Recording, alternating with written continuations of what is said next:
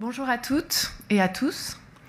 Alors moi je suis très très heureuse d'être parmi vous ce matin, de prendre la parole dans ce très bel événement, parmi ces super speakers qui sont tous plus extraordinaires les uns que les autres. Je voudrais prendre juste une seconde pour remercier très très particulièrement Véronique Forge-Caribian, parce qu'elle soutient mon travail depuis, mais alors le tout début. Et Lucille Le Goualet, que je ne vois pas, mais je sais qu'elle est là, pour leur invitation. Je la vois. Et surtout d'avoir organisé cet événement dédié aux femmes qui travaillent. Alors donc moi, je m'appelle Clara Mollet. J'ai commencé ma carrière comme trader, où j'ai été pendant presque 6 ans la seule femme de mon marché. Donc j'ai appris un certain nombre de choses à cette occasion-là et je suis engagée depuis bientôt 10 ans sur le terrain de l'égalité au travail. Et ce que j'essaye de faire à travers ce travail-là, c'est de faire un peu sauter les verrous. C'est d'essayer de faire se dissoudre à travers plusieurs canaux les inhibitions qui nous retiennent, de manière la plus concrète possible, de manière la plus réelle possible. Et en fait, comme on est dans un événement là aujourd'hui qui souhaite parler de la vraie vie, des vrais gens, la vraie vie du quotidien, pour essayer de la changer pour de vrai, donner des vraies clés de transformation, de trajectoire personnelle, pour changer un peu le paysage du travail en France. Je voulais commencer par vous raconter ce qui m'était arrivé la semaine dernière. Alors la semaine dernière, j'ai été à un dîner d'anniversaire. Et avec ma voisine de table, nous commençons à parler d'égalité salariale. Et en fait, ma voisine était tombée sur une vidéo que j'avais faite peut-être il y a 2 ans, où je m'exprime sur le sujet. Et en fait, elle était en train de me donner son avis sur cette vidéo. Et en fait, elle était en train de me dire, avec beaucoup d'aplomb, beaucoup d'assertivité, que c'était intéressant ce que je disais, mais mon approche n'était pas la bonne. Elle était d'accord en fait avec rien de ce que je disais dans cette vidéo et elle doutait vraiment de l'efficacité de mes propos finalement. Est-ce que c'était vraiment utile ce que je racontais là-dedans? Bon. Alors, j'aimerais beaucoup pouvoir vous dire que ce genre d'interactions qui sont tellement banales, tellement courantes, n'ont pas du tout d'effet sur moi. Qu'après presque 10 ans à travailler quand même les sujets d'assertivité, etc., après un livre, après des podcasts, et puis surtout après tous les ans rencontrer des centaines de femmes qui me parlent vraiment des effets concrets de mon travail sur leur vie, j'étais devenue cette espèce de bloc de confiance en moi monolithique qui ne se laisse pas du tout perturbé par ce genre de commentaires et sur qui ça glisse et surtout qui n'a plus de doute. Eh bien, ça n'est pas du tout le cas. Évidemment que j'ai encore des doutes et évidemment que ce genre de commentaires me renvoie encore et encore à des questionnements sur ma légitimité, à prendre la parole sur ces sujets, à me questionner sur ma compétence. Est-ce que vraiment, je suis assez compétente pour occuper un espace de parole sur ce sujet, etc., etc. Et en fait, ce que je voulais aussi vous dire avec cette petite histoire, c'est que finalement, c'est pas très très grave. Parce que je crois qu'en fait, on se trompe d'objectif. On croit que la destination finale, c'est la sérénité.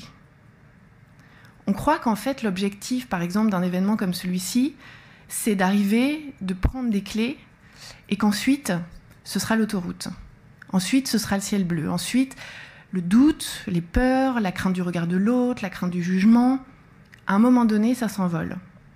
Comme s'il y avait comme ça un endroit sur notre parcours professionnel où on allait se réveiller un matin, on allait avoir la conviction de notre légitimité A, on allait enfin pouvoir s'autoriser A, et notre vie professionnelle allait pouvoir commencer à cet endroit-là.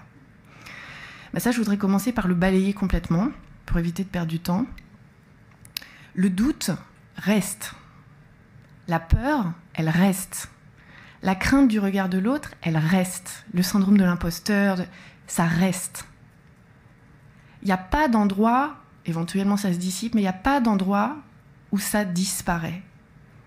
Et ça, je pense que c'est un contresens qui est très très important à déconstruire dès le départ, parce que penser qu'en fait, on doit attendre cet endroit-là pour s'autoriser à y aller, c'est une erreur majeure qui peut nous faire passer complètement à côté de notre vie professionnelle. En revanche, ce qui est beaucoup plus intéressant à faire, c'est d'essayer d'avancer avec tout ça, à ne plus se laisser gouverner par tout ça.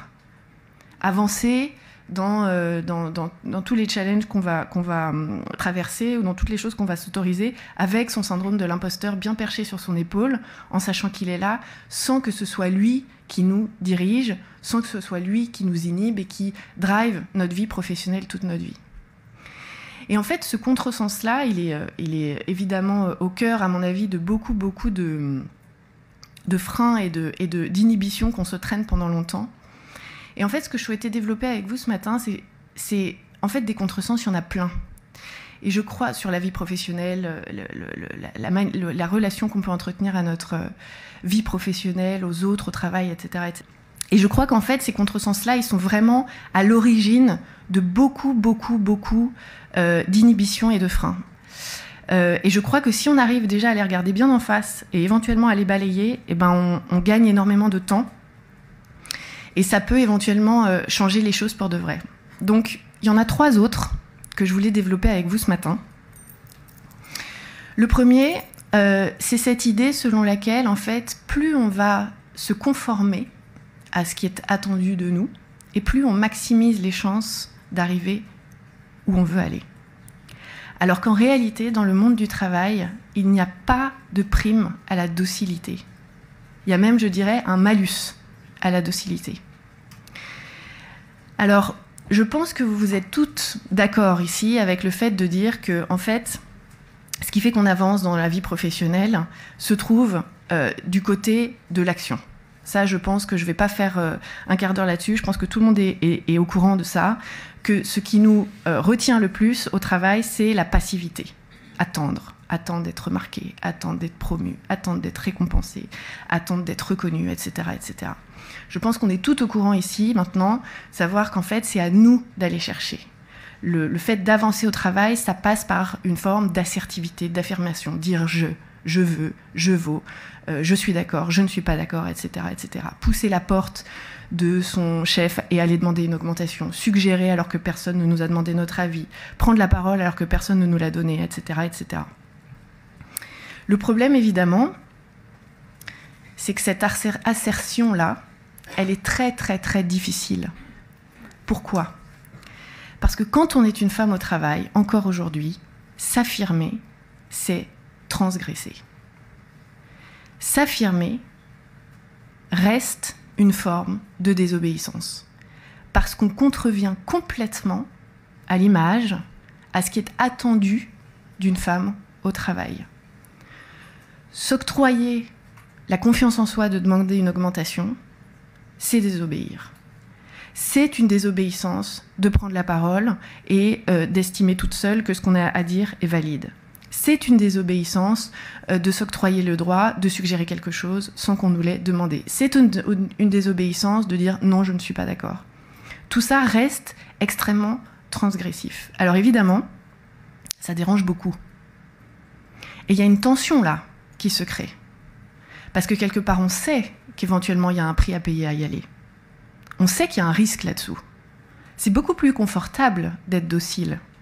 C'est beaucoup plus confortable de se dire que finalement, le risque est trop grand, qu'on n'a pas envie d'y aller, qu'on n'a pas envie de prendre le risque de déplaire, parce que le prix à payer est trop lourd. Et donc cette tension entre est-ce que je m'autorise à exister pleinement, ou bien est-ce que je préfère rester dans le confort, en tout cas dans l'état de fait de connaissance où je sais qu'on ne va pas me reprocher le fait d'être là, cette tension-là, elle est très très très grande. Le problème, c'est qu'évidemment, ne pas s'autoriser cette chose-là, c'est prendre le risque de passer complètement à côté de sa vie professionnelle, peut-être de sa vie tout court, et que là, le contresens, il est majeur et il peut évidemment avoir des conséquences très très lourdes sur nos vies. Et je crois que si on est si nombreuses ce matin à être ici, c'est parce qu'on le sait, quelque part, qu'il y a quelque chose à résoudre là-dessous. Donc il n'y a pas de prime à la docilité. On n'est pas récompensé pour se conformer à cette image de la femme qui doit être d'abord tourner vers les autres, mettre son ambition sous le tapis, etc., etc., que vous connaissez sans doute par cœur déjà. Le deuxième contresens dont je voulais vous parler va encore plus loin dans cette espèce de notion de déplaire. Et là, je voudrais vous raconter une petite histoire. Alors, un des domaines sur lequel je travaille, qui me passionne beaucoup, c'est la relation des femmes à leur investissement, la manière dont elles investissent leur argent une fois qu'il est tombé sur leur compte en banque. Et alors, il y a quelques temps, j'étais à une conférence sur le sujet. C'était une conférence qui était animée par une journaliste, grande expérience de journaliste.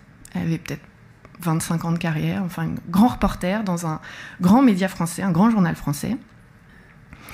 Et elle nous racontait son propre parcours, en fait, sa propre histoire par rapport à l'argent. Et elle nous disait que quelques temps plus tôt, elle s'était retrouvée à avoir une conversation complètement impromptue avec un collègue, complètement informel, machine à café, etc.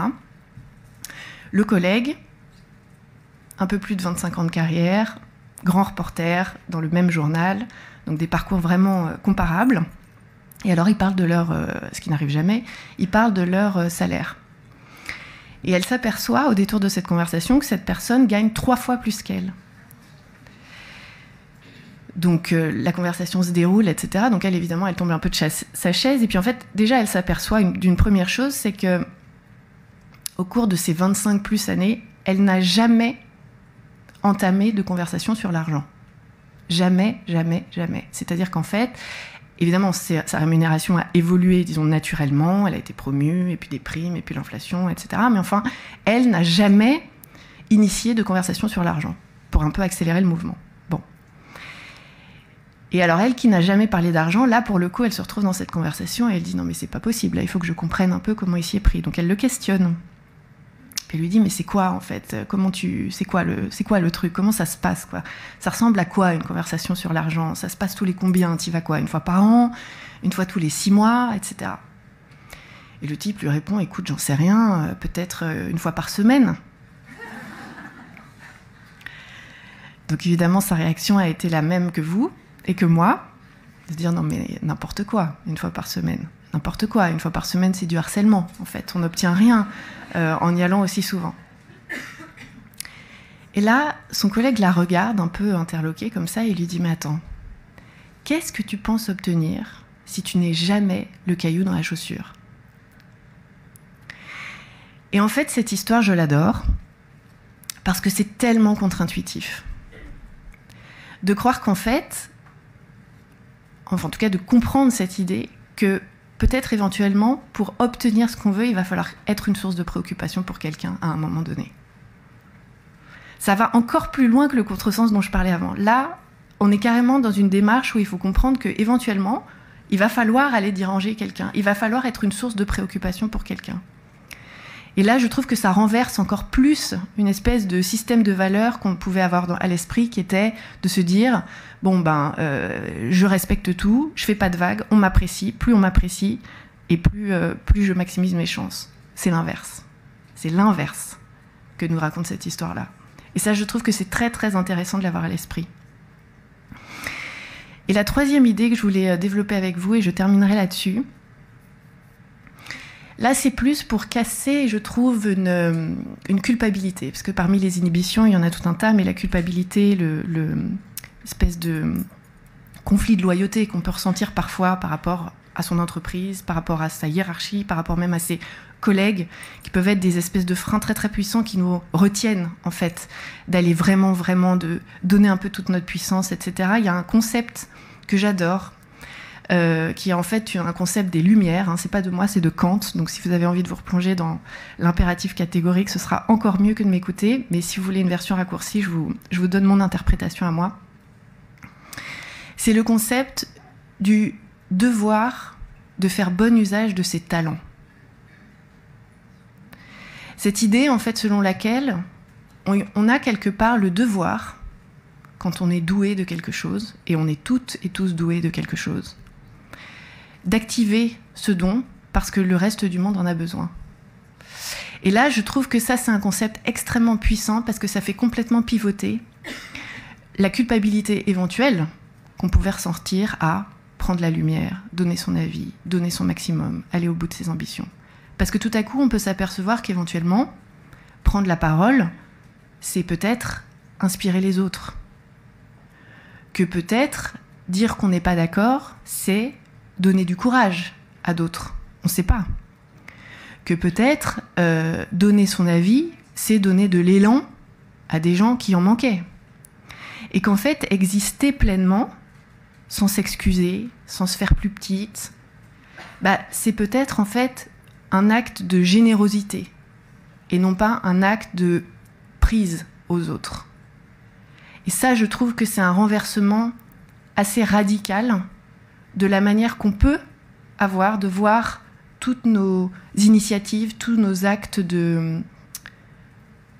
d'assertivité et de prise de liberté d'exister au travail, qui m'accompagnent en tout cas moi tous les jours et que je trouve extrêmement puissant. Voilà, donc je voulais terminer là-dessus et moi je vous souhaite, dans ce monde qui a tant besoin de vos talents, d'exister pleinement sans vous excuser et sans vous faire plus petite que vous n'êtes. Merci beaucoup.